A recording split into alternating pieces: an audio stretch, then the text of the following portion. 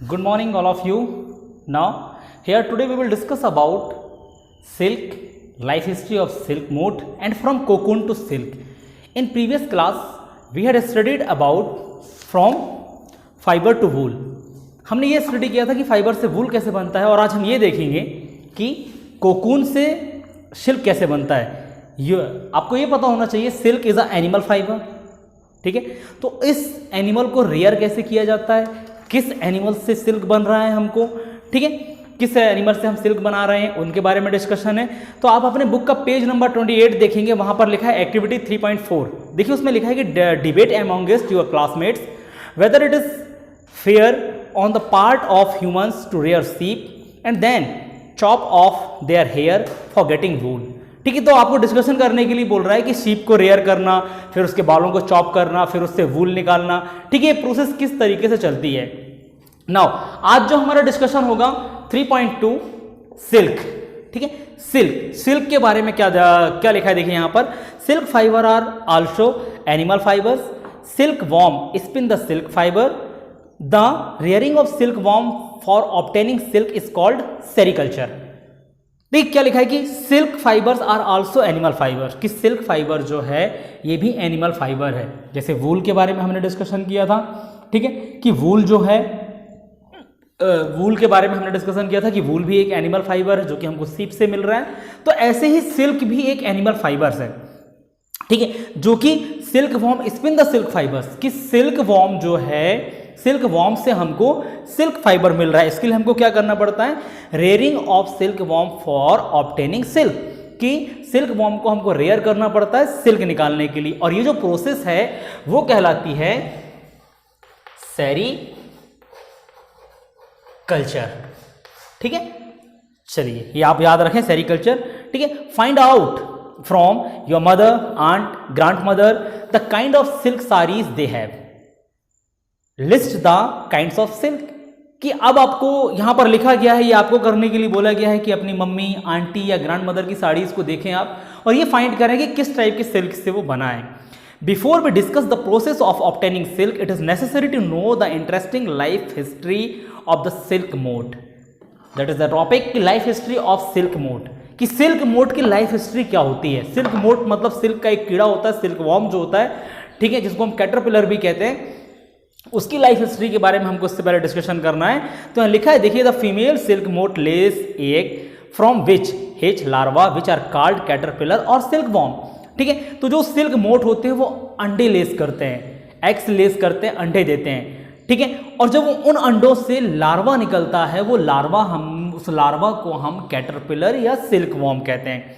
They grow in size and when the caterpillar is ready to enter the next stage of its life history called pupa, it first waves a net to hold itself, then it swing its head from side to side in the form of the figure 8. During this movement of the head, the caterpillar secretes fiber made of a protein which hardens on exposure to air and becomes silk fiber, ठीक है। तो यहां पर क्या बोला कि silk worm जो है जब अपनी नेक्स्ट स्टेज में पहुंचता है, ठीक है, तो उसके बारे में लिखा है कि next stage of his life history called pupa, तो हम उसको प्यूपा कहते हैं, ठीक है। अब देखिए प्यूपा में क्या होता है, it first weaves a net to hold itself, एक वेव्स बनाता है, एक धागे की जैसी संरचना बनाता है अपने आप को होल्ड करने के लिए, ठीक है, अपने आप को रोक के रखने के लिए एक संरचना बनाता है वो, ठीक है, जिसको हम प्यूपा के अंदर ये प्रोसेस होती है, ठीक है। और इसकी जो आकृति है, इसका जो शेप है, ठीक है, वो इंग्लिश के 8 जैसा हो जाता है, ठीक है।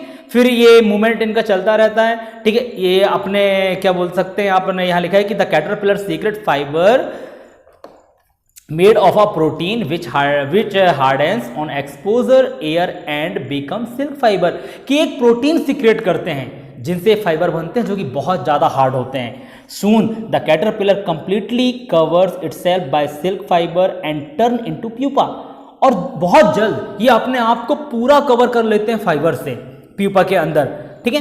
This covering is known as cocoon, और इसको हम कोकून बोलते हैं। ये कोकून है, यहां पर ये संरचनाएं ऐसे ऐसे ऐसे ऐसे ऐसे ऐसे ये सिल्क फाइबर को जनरेट करते हैं। The further development of the pupa into mote continues inside the cocoon. Silk fiber are used for weaving silk cloth. Can you imagine that the soft silk yarn is as strong as a comparable thread of steel? ठीक है, तो इन्होंने क्या बोला है कि the further development of pupa in moth continues inside the cocoon, कि जो डेवलपमेंट हो रहा है वो कोकून के अंदर होता है, ठीक है। And silk fibre are used for weaving silk cloth, कि सिल्क क्लॉथ को बुनने के लिए सिल्क फाइबर का यूज किया जाता है। एंड लास्ट लाइन पे लिखा है can you imagine that the soft silk yarn is as strong as comparable thread of steel, कि जो सॉफ्ट फाइबर होता है वो स्टील के थ्रेड से भी ज़्यादा क्या लिखा है, स्ट्रॉन्ग होता है, ठीक है। आपको मैं यहाँ पर सिल्क मोट का लाइफ हिस्ट्री दिखाऊंगा, ठीक है, कि सिल्क मोट की लाइफ हिस्ट्री कैसे है। यहाँ पर ए में मेल, बी में फीमेल, सी में egg of mulberry leaves, silkworm, E में कोकून, फिर एफ में कोकून विद डेवलपिंग मोट। तो ये लाइफ हिस्ट्री है। इसी लाइफ हिस्ट्री से आपको सिल्क वॉर्म के डेवलपमेंट के बारे में और सिल्क फाइबर के ऑब्टेनिंग के बारे में जानना है, ठीक है। देखिए नेक्स्ट पैराग्राफ यहाँ पर लिखा है पेज नंबर 29 में, the silk yarn thread is obtain from the cocoon of the silk मोट, कि सिल्क यार्न जो हमको मिल रहा है बेसिकली कहाँ से मिल रहा है, कोकून से मिल रहा है, ठीक है। There is a variety of silk moth which look very different from one another and the silk yarn they yield is different in texture, coarse, smooth, shiny. दस Azar silk, Munga silk, Kosa silk, etc.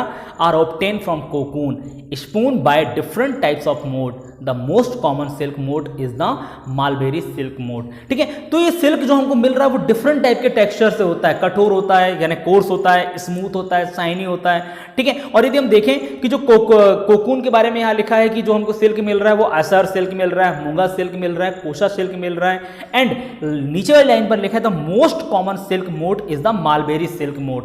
देखिए mulberry silk मोट क्यों कहा जाता है, mulberry silk मोट इसलिए कहा जाता है बेटा इनको कि ये मालबेरी के ट्रीज पर इनको रेयर किया जाता है, पाला जाता है। फिर ठीक है, ये मालबेरी के लीव्स को खाते हैं, इसको हम देखेंगे फ्रॉम कोकून टू सिल्क में, ठीक है, कि मालबेरी के लीव्स को कैसे खाते हैं ये, ठीक। नाउ द सेरीकल्चर, फिर लिखा है यहां पर कि the silk fiber from the cocoon of this moth is soft, lustrous and elastic and can be dyed in beautiful colours, कि ये जो इनके बारे में लिखा है कि सॉफ्ट होते हैं, लश्यर्स यानी चमकदार होते हैं और इनको डिफरेंट कलर में हम डाई कर सकते हैं। नाउ सेरीकल्चर और culture of silk worm is a very old occupation in India. India produced plenty of silk on a commercial scale. ये हमारे इंडिया का सबसे कहना चाहिए कि ये इंडिया का एक ओल्ड ऑक्यूपेशन है कि पुराने ज़माने में भी लोग सिल्क ऑब्टेन करते थे, ठीक है। और बेसिकली हम देखें तो इंडिया के अंदर प्लेंटी ऑफ सिल्क यानी बहुत ज़्यादा मात्रा में सिल्क को प्रोड्यूस किया जाता है फॉर कमर्शियल, यानी देखें तो कमर्शियल स्केल पर, यानी पैसे कमाने के लिए, बेचने के लिए। फिर यहाँ पर एक्टिविटी 3.5 है, एक्टिविटी 3.6 है, एक्टिविटी 3.7 है, ठीक है। तो ये एक्टिविटी आप खुद पढ़ लेंगे। मैं आपको जो नेक्स्ट टॉपिक नेक्स्ट चैप्टर पे जाऊंगा मैं आपको, वो होगा फ्रॉम कोकून टू सिल्क, कि कोकून से सिल्क अब कैसे बन रहा है, ठीक है। तो यहां देखिए लिखा है कि from obtaining silk moth are reared and their cocoons are collected to get silk thread, कि सिल्क ऑब्टेन करने के लिए क्या है कि मोट को रेयर्ड किया जाता है, ठीक है, उनके कोकून पर, और वहीं से उस कोकून से ही हमको सिल्क के थ्रेड कलेक्ट होते हैं। अब लिखा है कि रेयरिंग सिल्क वॉर्म, ठीक है। रेयरिंग सिल्क वॉर्म का मतलब बेटा सिल्क वॉर्म को रेयर्ड करना, पालना, ठीक है। ये आपके बुक्स में लिखा होगा और आपको इमेज में आपको दिखा दूंगा यहां पर कि इमेज किस तरीके से है इसकी। Now rearing silkworm, a female silk moth lays 100 of eggs at a time, figure 3.10 पर लिखा दिया हुआ है, ठीक है। And the eggs are stored carefully on strip of cloth और paper and sold to silkworm farmers, ठीक है। एक बार में ये सिल्क वॉर्म बहुत सारे अंडे देते हैं और इनको केयरफुली स्टोर किया जाता है, फिर बाद में इनको सिल्क वॉर्म फार्मर को बेच दिया जाता है। Keep eggs under hygienic condition and under suitable condition of temperature and humidity, ठीक है। तो फार्मर्स इन एग को एक हाइजीनिक कंडीशन पर रखता है, ठीक है। एक टेम्परेचर सुटेबल होना चाहिए, टेम्परेचर के साथ साथ ह्यूमिडिटी मेंटेन होनी चाहिए, अदरवाइज ये अंडे जो हैं वो खराब हो जाएंगे। Now the eggs are warmed to a suitable temperature for the larva to hatch from egg. This is done when mulberry trees bear a fresh crop of leaf. The larva called caterpillar or silkworm eat day and night and increase enormously in size. The larva are kept in clean bamboo trays along with freshly chopped mulberry leaves. After 25 to 30 days, the caterpillar stop eating and move to a tiny chamber of bamboo in the tray to spin cocoon. Small racks or twigs may be provided in the trays to which cocoon get attached. The caterpillar or silkworm spins the cocoon inside which develop the silk moth. देखिए अब silk मूट कैसे बन रहा है कि mulberry के tree पर जब इनको रेयर किया जाता है तो डे बाय डे ये सिल्क वॉर्म्स जो कैटरपिलर्स होते हैं वो मालबेरी के ट्री को क्या करते हैं, मालबेरी की लीव्स को ईट करते हैं, खाते हैं. ठीक है, खाते खाते खाते खाते खत्म कर देते हैं. After 25 to 30 days the caterpillar stop eating, और 25 टू 30 डेज के बीच में ये अपना खाना बंद कर देते हैं. ठीक है, फिर इनके लिए एक बैम्बू का ट्रे रखा जाता है, उस ट्रे के अंदर ये अपने आप को सेटल करते हैं और वहीं पर फिर यहां पर लिखा है कि ट्रे टू स्पिन कोकून. ठीक है, वहीं पर ये कोकून बनाते हैं और वहीं पर ये सिल्क को क्या करते हैं, सिल्क फाइबर्स बनाते हैं.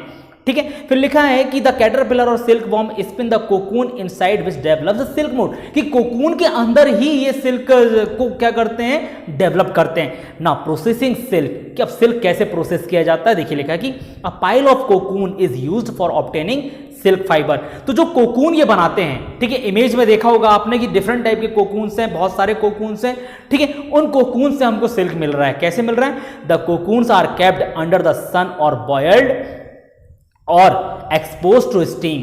ठीक है, इनको सन के अंडर में रखा जाता है, सूर्य की रोशनी में रखा जाता है, एंड बॉयल्ड है ना, भाप में इनको बॉयल किया जाता है, गर्म किया जाता है. The silk fibre separate out. The process of taking out threads from the cocoon for use as silk is called reeling the silk. ठीक है, जब उनको गर्म किया जाता है, बॉयल किया जाता है, तो कोकून के अंदर जो सिल्क है वो सेपरेट हो जाता है. ठीक है, सेपरेट का मतलब अलग हो जाता है. ठीक है, और ये प्रोसेस को हम बोलते हैं रीलिंग द सिल्क. ठीक है, सिल्क को रील करना, सिल्क को लेना. ठीक है, reeling is done in special machine which unwind the threads of fibre of silk from the cocoon. Silk fiber are then spun into silk threads which are woven into silk cloth by weavers. ठीक है, फिर यहाँ लिखा है कि railing is done. जब railing कैसे done किया जाता है, एक स्पेशल मशीन से रीलिंग की जो प्रोसेस है वो डन की जाती है. ठीक है, विच अनविंड द थ्रेड और फाइबर्स, जो कि एक थ्रेड के जैसा होता है, एक फाइबर के जैसा होता है, और उस सिल्क फाइबर का यूज हम किस में करते हैं, ठीक है, woven into silk cloth by weavers. जो वेवर्स होते हैं वो सिल्क क्लॉथ को बनाने के लिए इसका यूज करते हैं. ठीक है, फिर यहां पर एक चैप्टर, एक और पेज नंबर आप 30 पर देखेंगे जहां पर डिस्कवरी ऑफ सिल्क लिखा हुआ है. ठीक है, तो उसका इमेज मैं आपको दिखा दूंगा कि डिस्कवरी ऑफ सिल्क कैसे हो रहा है. ठीक, तो ये जो इमेज है आप देखेंगे डिस्कवरी ऑफ सिल्क के बारे में. ठीक है, मैं पढ़ के बता देता हूं क्या लिखा है कि the exact time of discovery of silk is perhaps unknown according to an old Chinese legend. The Empress Silung Chi was asked by a emperor Heng to so find the cause of the damaged leaf of mulberry trees growing in their garden. तो mulberry trees से silk worm generate होने के बारे में लिखा हुआ है, इसको आप पढ़ लेंगे. ठीक है, तो ये चैप्टर हमारा कंप्लीट होता है और यहाँ पर व्हाट यू हैव लर्न लिखा है. एंड नेक्स्ट क्लास में हम इसके क्वेश्चन आंसर डिस्कशन करेंगे. Thank you so much.